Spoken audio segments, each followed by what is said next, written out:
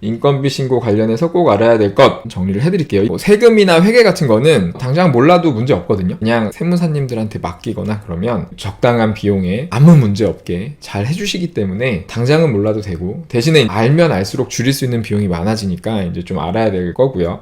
이 노무 문제, 인건비 관련해서는 저는 이게 맡겨서 해결할 수 있는 문제가 아니라고 생각하거든요. 왜 그러냐면 세금이나 회계 같은 것도 현실적으로 법이 잘 안 지켜지는 부분이 되게 많은데 사실 세무사님들이 대충 신고를 하고 그냥 그렇게 돌아가는 게 현실이거든요. 근데 그걸 문제 삼는 사람이 없어. 그래서 그냥 그렇게 돌아가는데, 이 노무 관련해서도 사실 법은 굉장히 복잡한데 하나도 안 지켜지고 있거든요. 근데 세금은 그걸 문제 삼는 사람이 없으니까 그냥 그렇게 가는데, 노무 문제는 직원분들이 이거 법이 안 지켜진 것 같다 라고 신고를 해버리면 그냥 모든 게 사업자의 책임으로 아주 무겁게 돌아오거든요. 이거를 악용하는 사람들도 종종 있단 말이에요. 그래서 노무 문제는 알아야 돼요. 이거를 노무사님들이 도와주실 수는 있지만 맡겨서 해결하기가 쉽지 않습니다. 비용도 비용이지만 이 복잡해요. 인건비 신고를 그때그때 다 소통하면서 하기도 어렵고, 기본적으로 사업자가 알아야 되는 것들이 좀 많이 있습니다. 그래서 그 내용들을 오늘 싹 정리를 해드릴 테니까 직원 쓰시는 분들은 오늘 정리해드리는 내용 정도는 꼭 아셔야 돼요. 사업자라면 꼭 알아야 할 세금, 회계, 노무, 마케팅. 오늘 주제는 인건비 신고를 위해 꼭 알아야 할 것.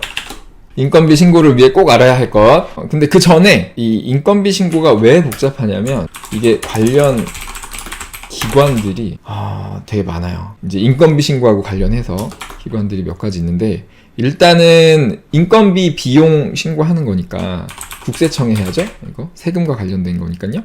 그래서 국세청에 신고를 해야 되고, 그 다음에 인건비에 항상 따라붙는 게 4대 보험, 공단이죠. 4대 보험 공단. 다른 기관이니까 이제 또 달라요. 법도 다르고. 그래서 따로따로 또 다 관리를 해야 되고, 그 다음에 또 하나 알아야 되는 게 고용노동부. 이게 근로기준법이 있죠. 그래서 여기서 근로기준법. 근데 이제 근로기준법은 인건비하고 상관이 없는 것도 많은데, 이게 왜 인건비랑 상관이 있냐면 이제 급여 계산할 때 지켜야 되는 것도 있잖아. 최저시급도 지켜야 되고, 주휴수당 같은 것도 있고, 뭐 각종 뭐 연장수당, 야간수당, 휴일수당, 뭐 여러 가지 수당들도 있고 많잖아요. 그런 것들이 다 급여 계산에서 다 지켜져야 되기 때문에 이걸 모르면 급여 계산이 안 되고, 급여 계산이 안 되면 인건비 신고가 안 되는 거잖아요. 그래서 알아야 되고, 그 외에도 사실은 이제 직원을 쓰려면 뭐 근로계약서 쓰는 것부터 시작해서 알아야 되는 게 굉장히 많습니다. 복잡해요.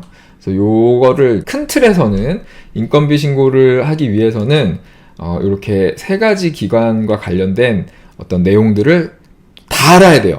그거를 이제 잘 모르잖아요. 예를 들면 국세청에 해야 되는 것만 잘 알고 나머지는 모르잖아요. 그럼 못하는 거예요. 아예 요 중에 하나라도 모르면 그냥 이해를 못합니다. 그래서 여러분들이 계속 질문 주시는 걸 보면 이제 그게 좀 종합적으로 이해를 해야 되는데 잘 모르니까 계속 이게 정리가 안 되는 거거든요.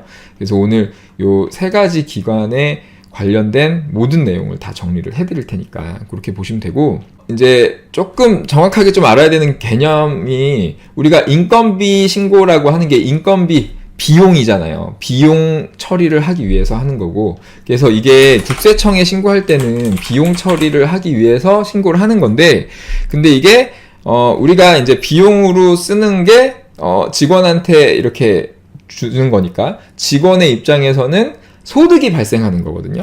그래서 이거를 소득신고라고 해요. 그러니까 소득신고라는 용어를 쓸 거예요, 지금부터.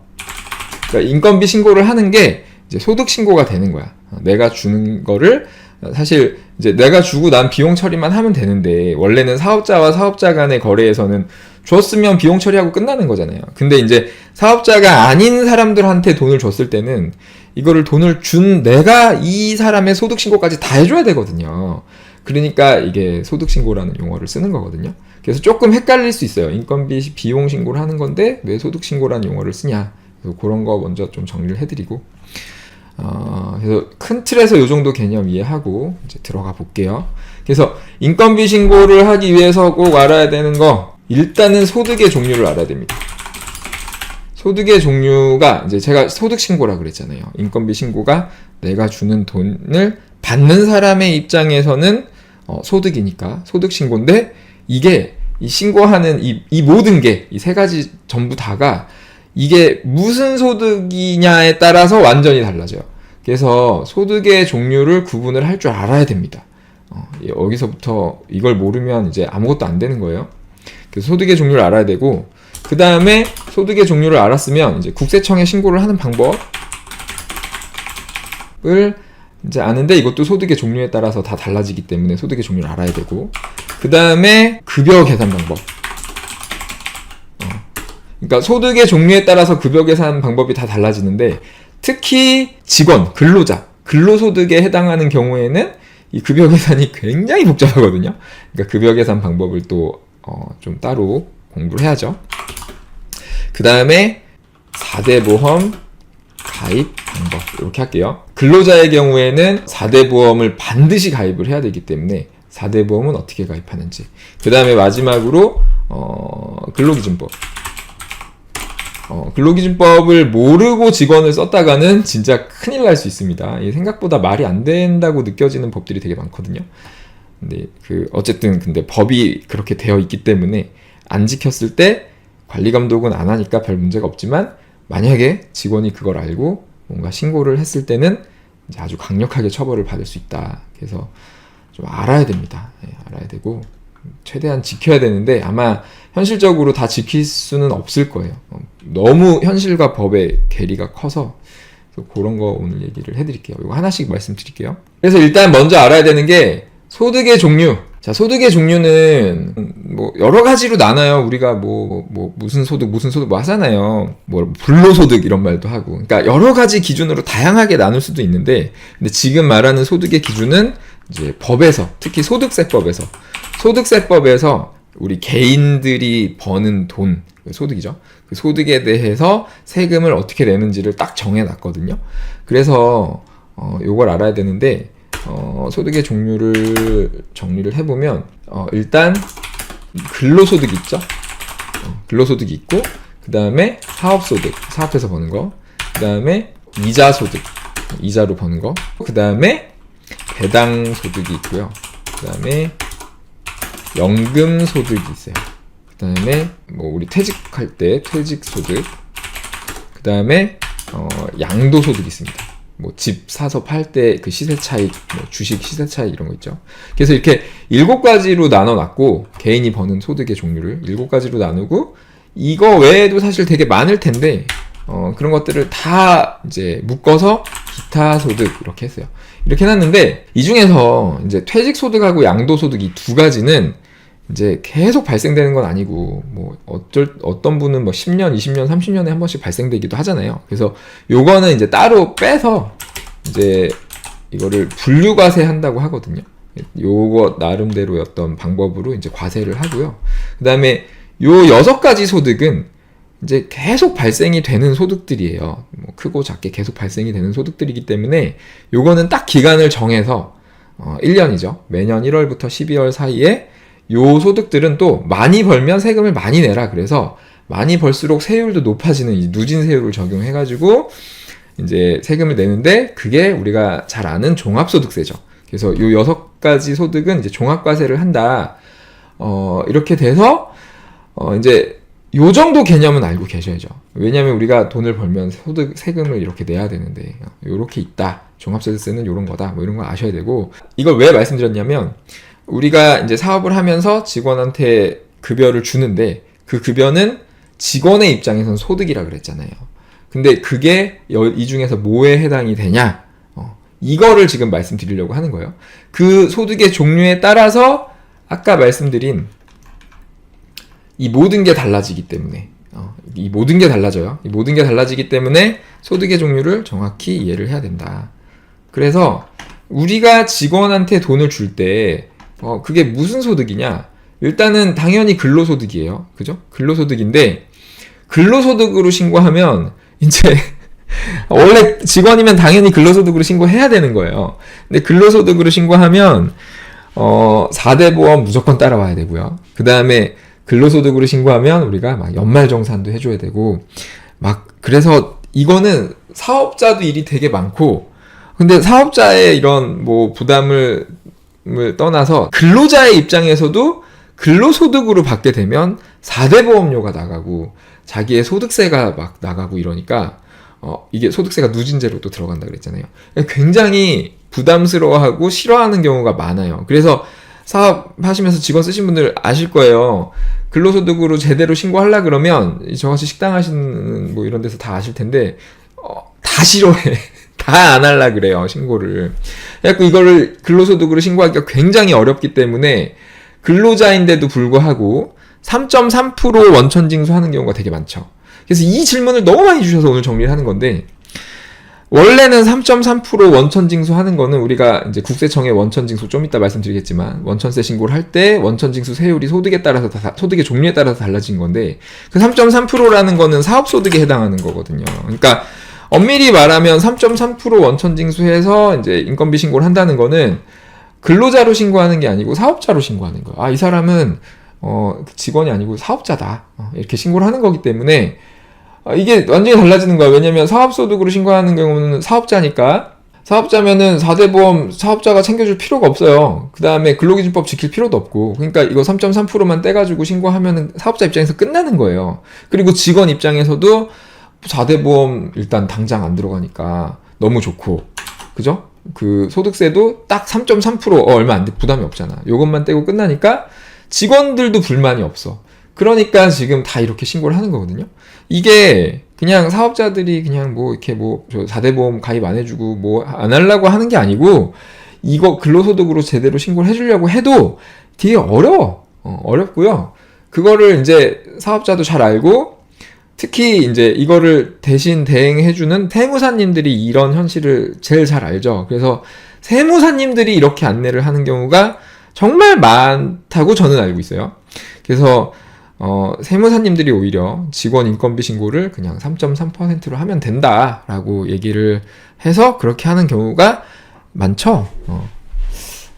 그래서 근데 이게 다 나중에는 문제가 될 수 있는 거기 때문에 근데 사실 아직까지는 특별히 문제되는 경우가 없어서 그냥 넘어가고 있긴 한데, 어쨌든 그렇다. 그래서 직원한테 우리가 주는 그 소득이, 직원의 입장에서 소득이 일단은 근로소득이 있고요, 사업소득이 있어요.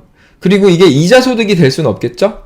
그래서 이자소득은 아니고요. 그다음에 당연히 배당소득도 해당이 안 되고 연금소득도 해당이 안 돼요. 근데 이거를 기타소득으로 처리할 수도 있거든요. 그래서 필요에 따라서는 기타소득으로 신고하면 또 서로 더 좋은 경우도 있어요. 이게 또 이거는 분리과세 되는 뭐 이런 게 또 있어서, 아무튼 그래서 이거는 8.8%로 이제 신고하면 된다. 그래서 우리가 누군가한테 사업을 하면서 인적 영역을 써가지고, 그러니까 인력을 써서 급여를 줄 때 신고할 수 있는 소득의 종류는 근로소득, 사업소득, 이 두 가지가 제일 많고요. 그 다음에 기타소득까지 있다. 요건 아니고.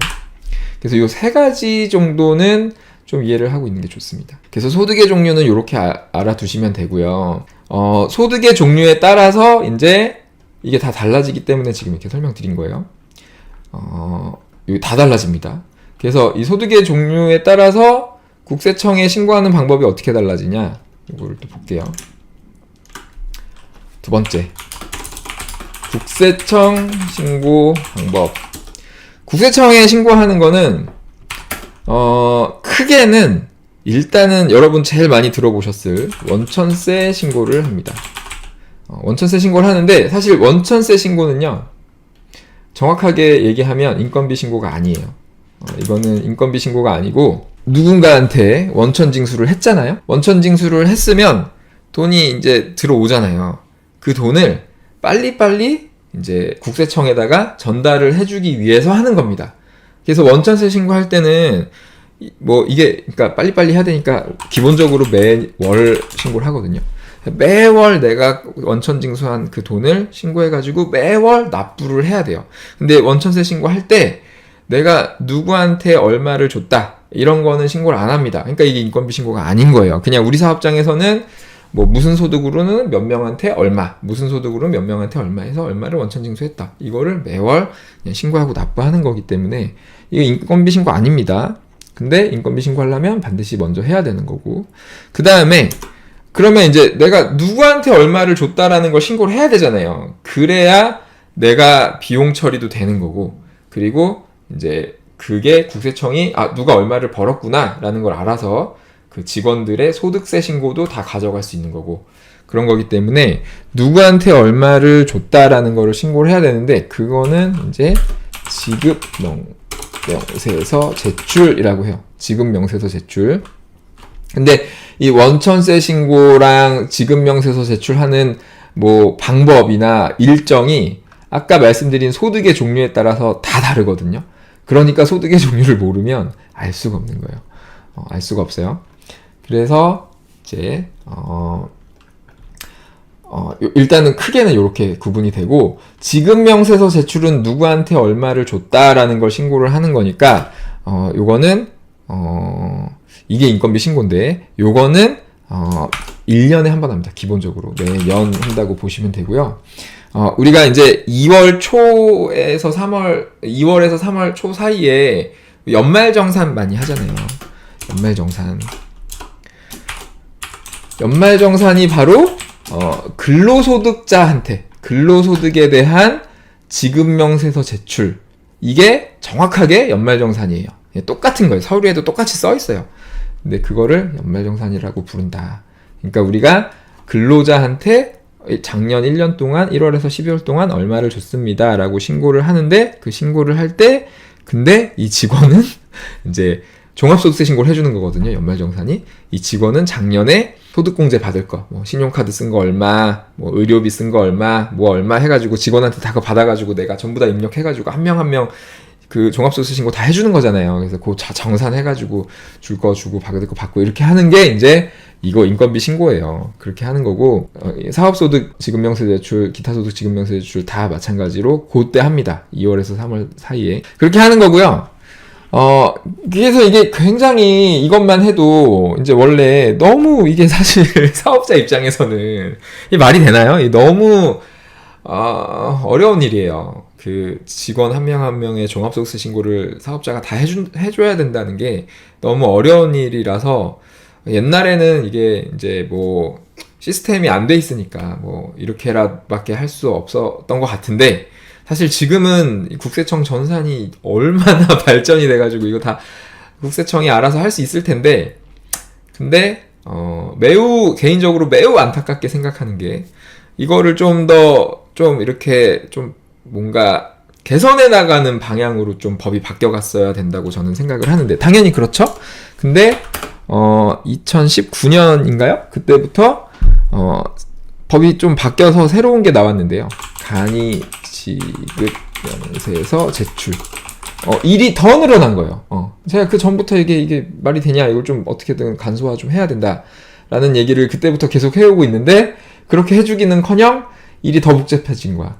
이게 왜 간이지급명세서라는 게 이제 지급명세서를 비슷한 거를 이제 1년에 한 번씩 내던 거를 매월 하려고 하다가 지금 매월 하는 것도 있고 6개월에 한 번 하는 게 있는데 이렇게 바꾼 이유가 뭐냐면 지급명세서 제출을 작년 1월부터 12월 거를 내년 2월, 3월 요때 이제 신고를 하니까 정부에서는 이 누가 얼마를 벌었는지, 특히 이제 근로자들이 누가 얼마를 벌었는지, 작년에 얼마를 벌었는지를 내년이 돼야 아니까 이 근로장려금이라는 거를 이제 좀 주려고 하는데 이게 너무 늦게 주는 거예요. 이게 작년 거에 대한 근로장려금을 내년 여름이 지나서 주고 그랬거든요. 근데 이거를 빨리 주고 싶어서 요걸 만든 거거든요. 그 직원들의 소득을 좀 빨리 파악하고 싶어서 요걸 만든 건데, 요거에 대해서 이제 할 말이 많은데, 아무튼 오늘은 요 정도로만 얘기하고, 그러니까 이게 제가 보기에는 이게 말도 안 되는 법이라고 저는 생각을 하는데, 이런 법들이 계속 만들어지고 있어요, 지금. 그래서 우리가 좀 알면 좋겠다. 제가 제도 얘기를 계속 하는 이유도 그런 거고. 아무튼 그래서 지금은 인건비 신고를 국세청에 하려면 요 세 가지를 챙겨야 됩니다. 원천세를 챙겨야 되고요. 지급명세서 제출을 매년 해야 되고, 간이지급명세서 제출을 매월, 사업소득은 매월, 근로소득은 6개월에 한 번, 이렇게 합니다. 그리고 아까 제가 좀 빼먹었는데, 소득의 종류에서 그냥 근로소득이라고만 했는데, 이게 근로소득은 일용근로소득하고 상용근로소득으로 나뉘어요. 그래서 총 4가지 종류가 있고, 이게 다 다릅니다, 방법이. 그 자세한 내용은 제가 오늘은 큰 틀에서 정리를 해드리는 거니까, 자세한 내용은 이제 생략을 하는데, 요거 좀 정확하게 이제 좀 알 필요가 있거든요. 사실 인건비 신고를 이제 좀 제대로 이해를 하시려면. 그러려면 유튜브에 아까 말씀드린 세금의 정석을 보시면 이제 밀렸네. 여기 풀 버전이 있고 여기 들어가시면 이제 세금의 정석에 제가 4가지 세금 정리를 했거든요. 보시면 이제 종합소득세 아까 말씀드린 거 여기 있는 거고, 그 다음에 부가가치세 당연히 알아야 되는데 오늘 주제랑은 상관없고, 근데 이 밑에 원천세를 보시면 원천세 지급명세서 요거 얼마 안 돼요. 세금의 정석 원천세 이렇게 보시면 되겠다. 그러면은 그래도 안 나오네. 여기 있죠? 요거 원천세와 지급명세서 이렇게 한 거. 요거는 14분입니다. 그러니까 종합소득세만 이해하면 요건 되게 쉽게 이해할 수 있을 거예요. 그래서 요거를 보시면 요 내용을 이제 아실 수 있을 거고요. 그 다음에 여기에 이제 이따 말씀드릴 4대 보험도 있거든요. 4대 보험까지 이제 좀 보시면 되겠고, 오늘 큰 틀에서는 오늘 설명을 드릴게요. 그래서 일단 국세청에 신고하는 방법은 아시겠죠? 어떻게 되는 건지. 그리고 급여 계산을 먼저 하기보다는 4대 보험 가입 방법도 좀 먼저 볼게요. 3번 4대 보험 가입 방법. 4대 보험 가입 방법은 일단 뭘 해야 되냐면, 4대 보험은 사업자도 내야 되고 직원도 내야 되는데 직원이 있는 경우랑 없는 경우가 달라지거든요. 그래서 직원이 없는 경우에는 이제 사업자가, 사실 사업자는 4대 보험보다는 이제 국민연금하고 건강보험 2가지 내죠. 이 2가지를 지역가입자로 내는 거니까 그냥 내면 되는데, 직원이 생기는 순간 그 직장가입자로 또 내는 게 있거든요. 그래서 이제 직원이 생기면 사업자가 먼저 해야 되는 게 요런 걸 해야 돼요. 사업장 성립신고라는 걸 해야 됩니다. 사업장 성립신고. 이게 어떻게 보면 우리가 사업할 때 국세청에다가 사업자 등록하는 거, 나 세금 신고하겠습니다 하고 사업자 등록하는 거랑 좀 비슷한 개념이라고 저는 좀 생각을 하거든요. 그래서 4대 보험 공단에다가 사업장 성립 신고를 합니다. 직원이 생기는 경우에. 직원이 없으면 그냥 지역가입으로 보험료를 내고, 직원이 한 명이라도 있으면 이제 사업장 성립 신고를 해서 사업자도 직장가입, 이게 직장가입이 되는 거거든요. 그 다음에 직원도 직장가입 이렇게 되는 거예요. 그래서 사업장 성립 신고를 한 다음에 뭘 해야 되냐면 자격 취득 신고라는 걸 해요. 자격 취득 신고라는 게 이제 4대 보험에 가입을 해주는 거죠. 그래서 이거는 그 4대 보험은 아까 말씀드린 그 국세청에 신고하는 거랑은 다르게, 이거는 매월 신고를 하고 매년 정산한다 그랬잖아요. 근데 4대 보험은 이제 자격 취득 신고를 언제 하냐면 직원이 그 입사를 했을 때, 그때 이 직원이 있는데 월급은 얼마다 이렇게 신고를 하면 그 월급을 기준으로 그냥 매월 고지서가 날라와요. 그게 한 직원 한 명당 한 20% 되죠. 그래서 직원 월급이 200만 원이다 라고 신고하면 한 40만 원짜리, 직원 한 명당 40만 원짜리 37만 원? 38만 원? 그 고지서가 매달 날라오는 겁니다. 근데 이제 우리가 급여를 주다 보면 뭐 급여가 왔다 갔다 하잖아요. 뭐 쉬는 날이 많아서 그럴 수도 있고, 일을 더해서 급여가 더 늘어날 수도 있고, 뭐 인센티브가 있을 수도 있고. 그런데 이 4대 보험은 좀 특이한 거는 그게 그냥 처음에 그 입력한 그 가격, 신고한 그 가격이란다. 그 금액으로 이제 계속 보험료가 똑같이 부과가 되는 거고, 그러다가 내년 3월에서 4월 사이에 연말정산을 해요. 이것도 똑같이 연말정산인데, 우리가 연말정산 하는 거는 소득세를 정산하는 거, 특히 근로자의 소득세를 정산하는 거를 연말정산이라고 하는 거고요. 이제 4대 보험을 연말정산하는 거는 정산을 해야 될 거 아니에요. 그거는 우리가 이 보험마다 좀 다른데, 뭐 보수 총액 신고, 소득 총액 신고, 용어 헷갈리네. 뭐 하여튼 요런 식으로 맞을 거예요. 보수 총액 신고, 소득 총액 신고, 뭐 이런 식으로 용어만 다르게 쓰는 거고요. 보수 월액, 소득 월액, 이 용어를, 그러니까 한 달 급여를 어떤 데서는 보수 월액, 예를 들면 건강보험공단에서는 보수 월액, 뭐 국민연금에서는 소득 월액, 그 다음에 고용보험, 산재보험에서는 월평균 보수, 이렇게 용어를 다 다르게 쓰거든요. 좀 통일을 좀 시켰으면 좋겠는데 되게 헷갈리죠. 그래서 이제 정산하는 거를 이제 보수총액신고, 소득총액신고 이렇게 해가지고 정산을 하는 거예요. 더 냈으면 돌려받고, 덜 냈으면 더 내고, 이렇게 정산을 한다. 큰 틀에서 4대 보험은 이렇게. 근데 이거는 꾸준히 일하는, 이제 아까 소득의 유형이 일용, 상용이 있다고 했는데 어떻게 보면 상용 근로자에 해당하는 거고, 근데 엄밀히 말하면 이거는 소득세법에서 일용 근로자, 상용 근로자를 구분을 한 거잖아요. 그래서 4대 보험에서는 또 일용 근로자를 다르게 정의하거든요. 얘는 일용 근로자가 소득세법에서는 3개월 미만 근로하면 일용 근로자, 3개월 이상 근로하면 상용 근로자, 단순하게 이렇게 정의를 하는데, 4대 보험에서는 이제 고용산재보험에서는 1개월, 그 다음에 뭐 건강보험에서는 뭐 이상하게 또 정의를 해놓고 뭐 달라요. 그래서 좀 단순히 지금 말씀드린 요 방법이 상용 근로자라고 할 수는 없어요. 근데 그 기준, 정확한 기준은 제가 그 아까 4대 보험 정리해 놓은 거에 자세히 정리해 놨거든요. 아니면 이거는 표를 보시는 게 좋은데, 저희 카페 총정리 노무 2번 직원의 유형 해가지고 제가 만들어 놓은 거에 보면은, 여기에 이제 건강보험하고 국민연금하고 고용보험이 이제 가입 제외가 되는 경우가 있고 가입을 해야 되는 경우가 있는데, 이런 경우에 이제 여기에 해당되는 경우에 저렇게 가입을 하면 되고, 가입이 해당이 안 되는 경우에는 이제 마치 일용 근로자처럼 이제 하는 게 근로내용 확인 신고라는 게 있습니다. 그래서 이거는 그러니까 좀 정확한 용어는 아니지만 일용 근로자의 경우는 근로내용 확인 신고라는 걸로 매월, 그러니까 어떻게 보면 일용 근로자는 요걸로 신고한다, 이렇게 이제 하면 되는데, 너무 복잡하죠? 너무 복잡해요. 원래 너무 복잡합니다, 이게. 그래서 요렇게 4대 보험은 요렇게 된다, 이런 거를 이제 이해를 하시면 되고, 이제 그 다음에 정확한 건 이제 아까 말씀드린 영상으로 좀 봐주세요. 정확하게 이해하시려면. 근데 그 디테일한 거를 먼저 보시기 전에 지금 말씀드리는 이 큰 틀에서 이것들을 다 종합적으로 좀 이렇게 그려 놓으셔야 돼요. 그래야 그 디테일한 걸 봤을 때 이해가 될 거예요. 그래서 지금 4대 보험은 그렇게 되고, 이제 급여 계산은 어떻게 하냐 그러면, 급여 계산.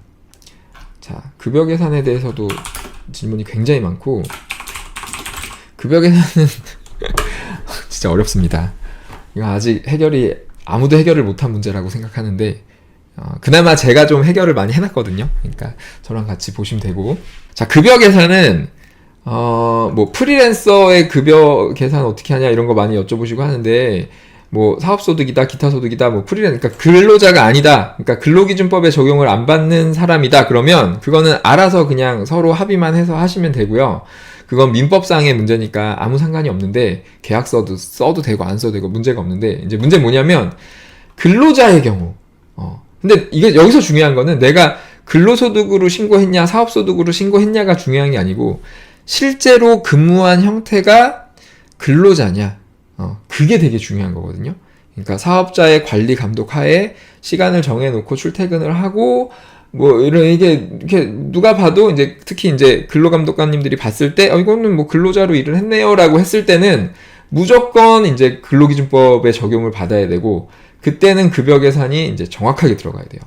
그러면은 이제 최저시급, 주휴수당, 뭐 각종 수당들, 뭐 이런 게 다 들어가야 되죠. 그리고 근로시간도 이제 일주일에 40시간이 원래 넘어가면 안 되는 거고, 이제 최대 일주일에 12시간까지 연장할 수 있는 거니까 52시간 넘어가면 안 되는 거고, 여러 가지 것들이 있죠. 근로계약서 안 쓰면 그것도 형사처벌이고, 여러 가지 문제들이 있기 때문에 복잡한데, 이 복잡한 문제를 이제 어떻게 풀 거냐. 이게 또 말씀드리면 2021년 11월 19일부터 날짜를 까먹지도 않아요. 그게 너무 좀 잘못된 것 같아서. 2021년 11월 19일부터 임금명세서 지급 의무가 생겼죠.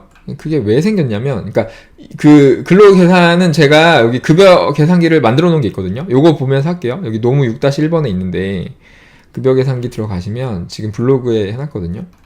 근데 여기 보면은 2021년 11월 19일부터 이런 캠페인을 했어요. 고용노동부에서. 내 월급은 어떻게 계산된 걸까?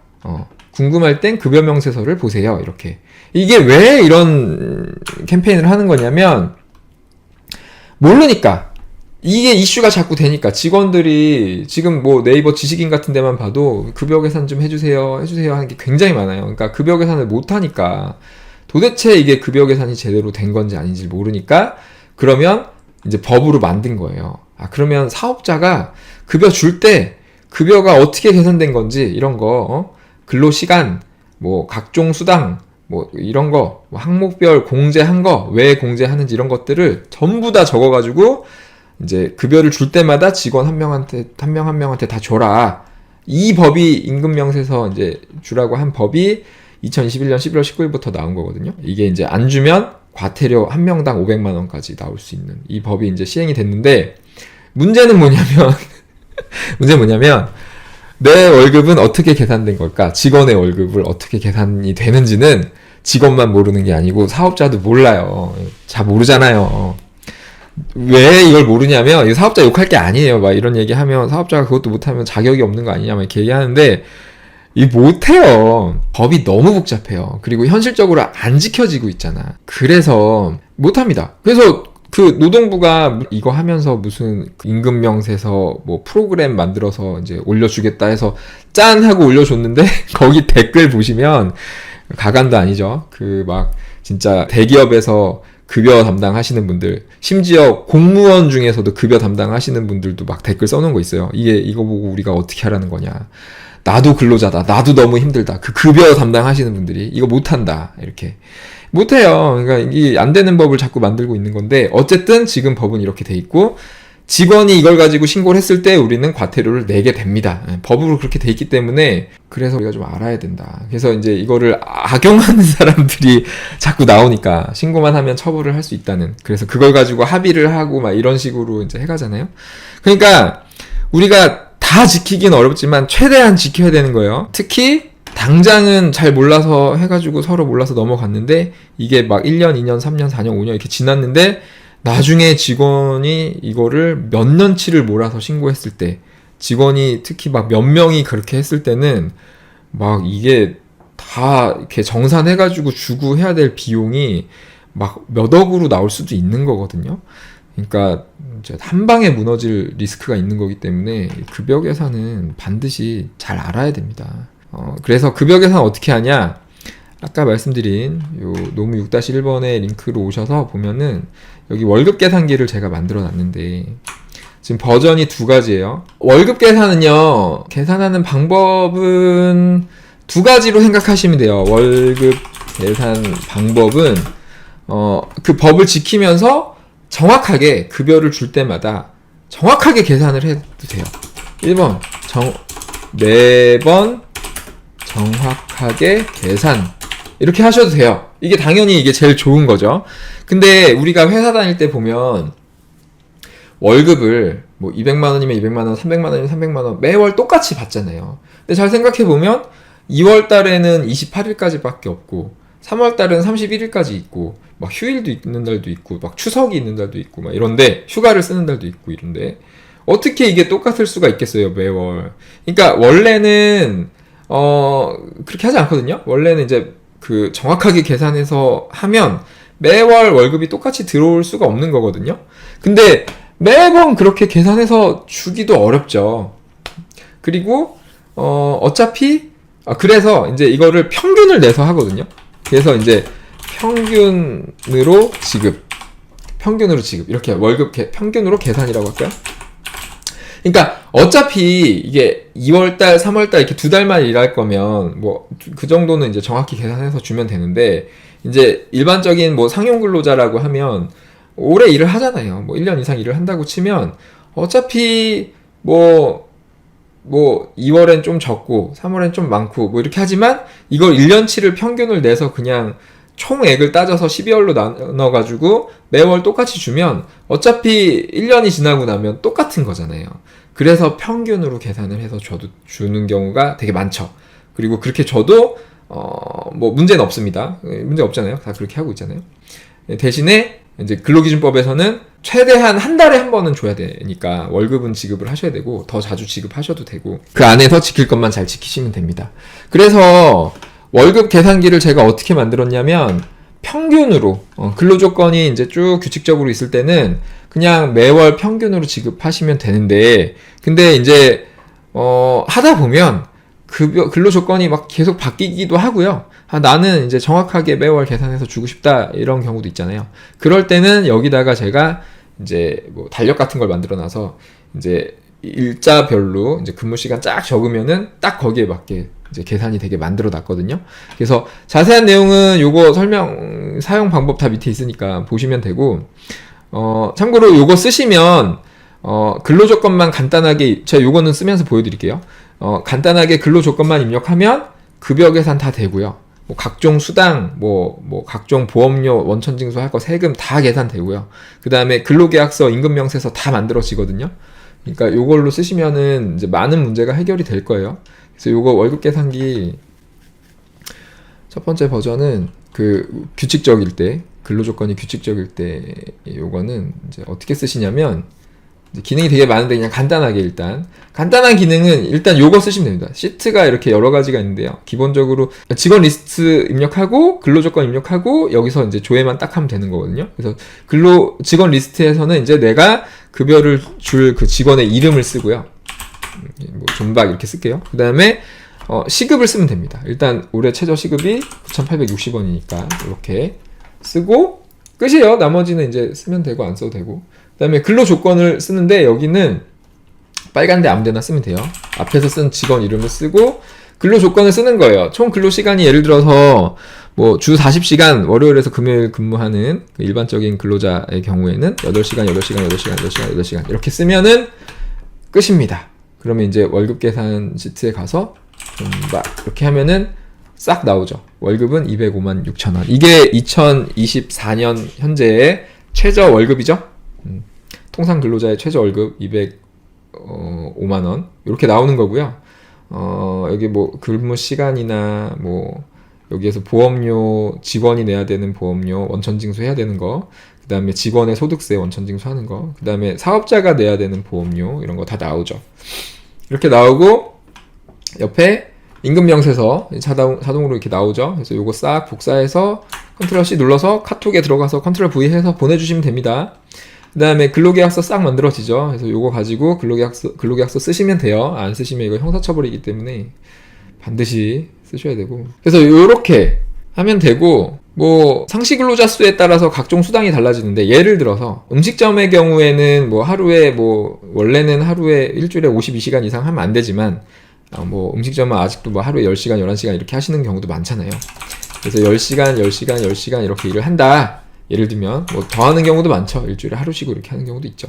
이런 경우에는 주 60시간이기 때문에 이미 불법이 됐지만 이것도 참 어려운 문제죠. 이렇게 52시간만 해야 된다라고 했을 때 난 그럼 여기서 일 안 할래요 하는 분들도 많아서 참 어렵습니다.